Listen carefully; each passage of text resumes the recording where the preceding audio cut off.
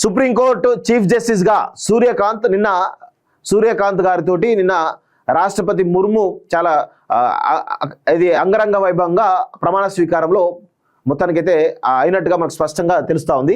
So 53వ సీజేగా justice Surya Kant ప్రమాణం. ఉపరాష్ట్రపతి, ప్రధాని, స్పీకర్, సీఎం రేవంత్ రెడ్డి తదితరులు హాజరు. 15 నెలల పాటు సీజేగా కొనసాగుతున్నటువంటి జస్టిస్ సూర్యకాంత్ బాధ్యతలు చేపట్టినటువంటి తొలి రోజే 17 కేసుల విచారణ. అత్యవసర కేసులను ఇకపై లిఖితపూర్వకంగా సమర్పించాలి. పెండింగ్ కేసులు తగ్గించడంపై ప్రత్యేక దృష్టి జస్టిస్ సూర్యకాంత్. రాష్ట్రపతి భవన్లోనే అధికారిక వాహనాన్ని వదిలి వెళ్ళిన మాజీ సీజే జస్టిస్ బిఆర్ గవాయ్ అంటూ కూడా చూస్తా ఉన్నాం. సో ఇది చాలా అప్రిషియేట్ చేయాలి. ఎప్పుడైతే తన పదవీ కాలం ముగిసిందో అప్పుడే తన యొక్క అధికారికమైనటువంటి వాహనాలను వదిలి వెళ్ళేటువంటి ఒక సంస్కృతి తీసుకొచ్చింది కదా. నిజంగా justice B R Gavai hats off. ఎందుకంటే ఆయన దళితుడు కాబట్టి ఆ యొక్క కామన్ సెన్స్ ఉంటుంది. కానీ ఈరోజు దళితుడు కాకుండా వేరే వర్గాలు అగ్రవర్ణాలు అయిన అనుకోండి వాళ్ళని ఇంటి దాకా తీసుకుపోయి చాలా కాలం చాకరీ చేయించుకొని పంపిస్తూ ఉంటారు. ఇది జరిగేటువంటి తంతు. కానీ నిజమైనటువంటి నిజాయితీ గల వ్యక్తులు ఎవరైతే ఉంటారో ఇలా చేస్తారు. సో ఇక్కడ జస్టిస్ సూర్యకాంత్ నేను న్యాయ వ్యవస్థకు సంబంధించి ఏదైతే ఇప్పుడు జరుగుతున్నటువంటి విషయాలు ఏవైతే ఉన్నాయో ఈ కొలీజియం సిఫారసుల ద్వారా జరుగుతున్నటువంటి జడ్జిల నియామకం ఏదో దానికి సంబంధించి నేను కొంత అనుకూలమైనప్పటికీ కూడా అక్కడ జరుగుతున్నటువంటి క్యాస్ట్ బేస్డ్ పాలిటిక్స్ ఏవైతే ఉంటాయో క్యాస్ట్ బేస్డ్ పాలిటిక్స్ ప్రకారంగానే కొలీజియం సిఫారసులు జరుగుతూ ఉంటాయి. ఇది అందరికీ తెలిసినటువంటి విషయమే. సో ఇప్పుడు సుప్రీంకోర్టు చీఫ్ జస్టిస్ విషయంలో కావచ్చు, సుప్రీంకోర్టు జస్టిస్ విషయంలో కావచ్చు, హైకోర్టు చీఫ్ జస్టిస్ కావచ్చు, హైకోర్టు జడ్జిల విషయంలో 100% ఇది కులాల పరంగానే జరుగుతున్నాయి. ఈ యొక్క సిఫారసులన్నీ కూడా ఇది అందరూ కూడా గమనించాల్సిన అవసరం అయితే ఉంది.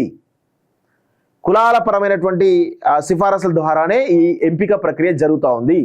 సో అప్పుడప్పుడు బిఆర్ గవాయ్ లాంటి వాళ్ళకి అవకాశం ఇచ్చినట్టే ఇస్తారు. కానీ చాలా రకాలుగా మొత్తం అగ్రవర్ణాలకు సంబంధించిన వాళ్ళే ఈ న్యాయ వ్యవస్థ వెళ్తూ ఉంటారు. మీరు రాసి పెట్టుకోండి, న్యాయ వ్యవస్థను ఒక కులం వెళితే ఇటు బ్యూరోక్రసీ వ్యవస్థను కొన్ని కులాలు వెళ్తూ ఉంటాయి, రాజకీయ వ్యవస్థను కొన్ని కులాలు వెళ్తూ ఉంటే ఇటు బిజినెస్ కమ్యూనిటీకి సంబంధించి కొన్ని కులాలు వెళ్తూ ఉంటాయి.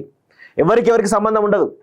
ఎవరి రంగంలో వాళ్ళు నిష్ఠాతులై ఈరోజు దేశంలో ఉన్నటువంటి 100 కోట్ల మంది ప్రజలను, అమాయకమైన ప్రజలను ఒక మతం అనే ఉచ్చులో, కులం అనేటువంటి ఉచ్చులో ఈరోజు చేర్చి వాళ్ళకు విద్యకు దూరం చేసి, వైద్యానికి దూరం చేసి, కూడుకు దూరం చేసి, గుడ్డకు దూరం చేసి, అన్నిటికీ దూరం చేసి ఈరోజు ఒక ఎమోషనల్గా తీసుకురావడం ద్వారా ఈ వర్గాలన్నీ కూడా బెనిఫిట్ పొందుతూ ఉంటాయి.